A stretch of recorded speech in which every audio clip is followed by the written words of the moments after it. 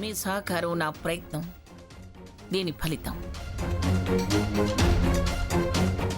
నా వ్యక్తిగత కారణాల దృష్ట్యా ఇవాళ నేను వైదొలిగితే ఈ చైర్లో ఎవరు కూర్చుంటే ఈ అభివృద్ధి ఇలాగే కొనసాగుతుందో,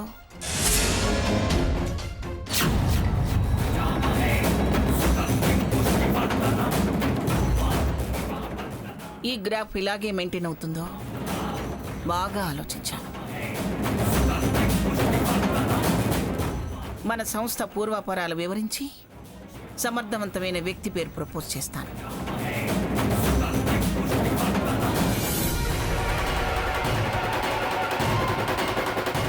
మీ అందరికీ అంగీకారమేగా?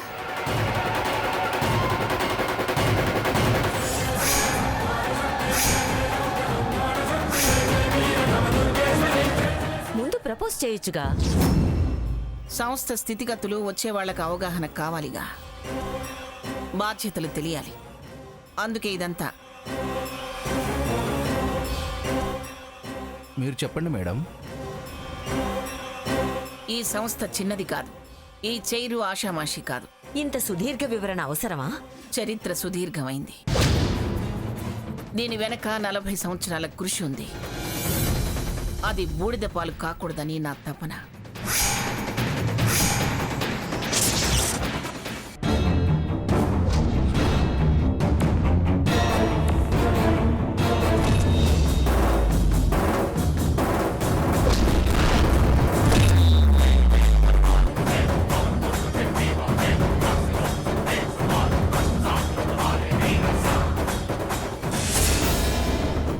చెప్తే మాలాంటి వాళ్ళకి తెలుస్తుందిగా, మీకేంటి నష్టం?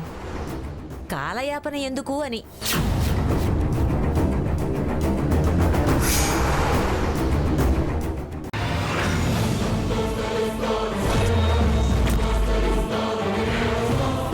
అసలు వారి నిర్ణయానికి ఈ మీటింగ్కి మీరే కారణం.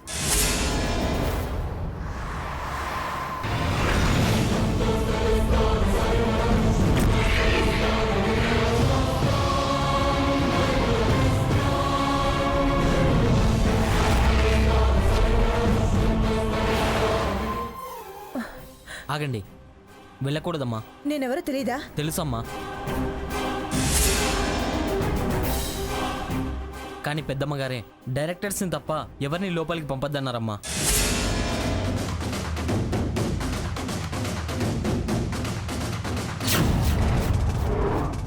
ఈ ప్రైవేట్ లిమిటెడ్ కంపెనీ ఏ స్థాయిలో ఉందో, దీని బాధ్యత ఎంత కష్టతరమైందో, ఎంత కమిట్మెంట్, ఎంత డెడికేషన్ అవసరమో సవివరంగా మీ అందరికీ వివరించాను.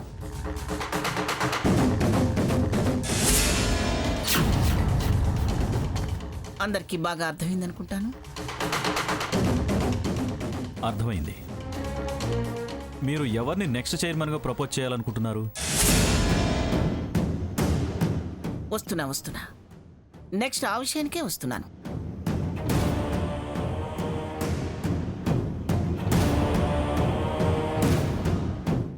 ఏదో మంత్ర ప్రతిష్టో, రక్షరేఖో, మహాశక్తి లింగమో ఆమెను రక్షించింది. నువ్వు కనిపెట్టి నాకు చెప్పు. అన్ని రకాల శక్తులున్నోళ్ళు మీరే కనిపెట్టండి. మీరేం చేస్తారో నాకు తెలీదు, ఎలా చేస్తారో అంతకన్నా తెలీదు. ఆ మంగమ్మ నాకు కీలు బొమ్మగా మారాలి. చిన్నపిల్ల, అనుకున్నది జరగలేదన్న ఆవేశం. ఏమీ అనుకోకండి బాబా. పదండి వెళ్దాం.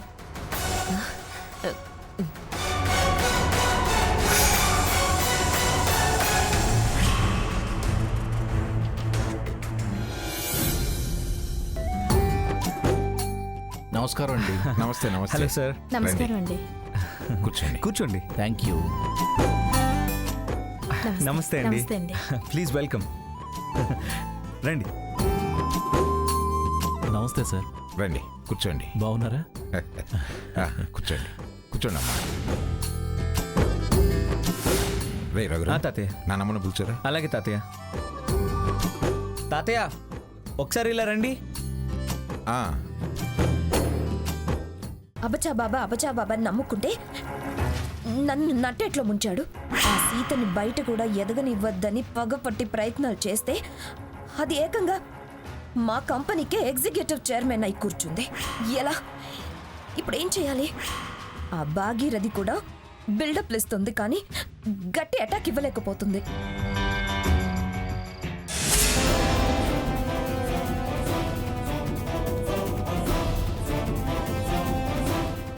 ఏం భాగీరథి, మమ్మల్ని ఇలా చూడలేకపోతున్నావా?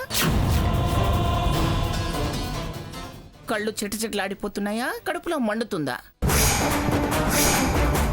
అమ్మమ్మ గారిని దించాలని, నన్ను పడగొట్టి పైకి ఎదగనివ్వకుండా చేయాలని కుట్రలు, కుతంత్రాలు, దుర్మార్గపు పనులు చాలానే చేశారు. ఇప్పుడేమైంది? ఎంత విసురుగా కొడితే బంతి అంతే విసురుగా పైకి లేచినట్టు అయ్యింది. పైకి లేవటం ఏమిటి? పళ్ళు రాలినట్టు, మాడు పగలగొట్టినట్టు అయింది. మంగా మంగా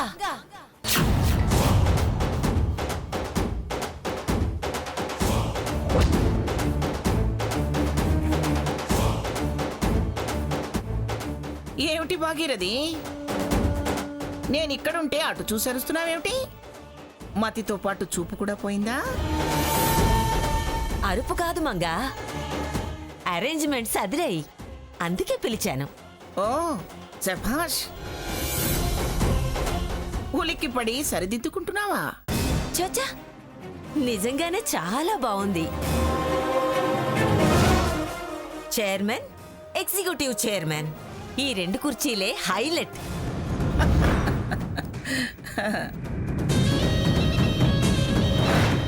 సర్లే కూర్చో. ఆ,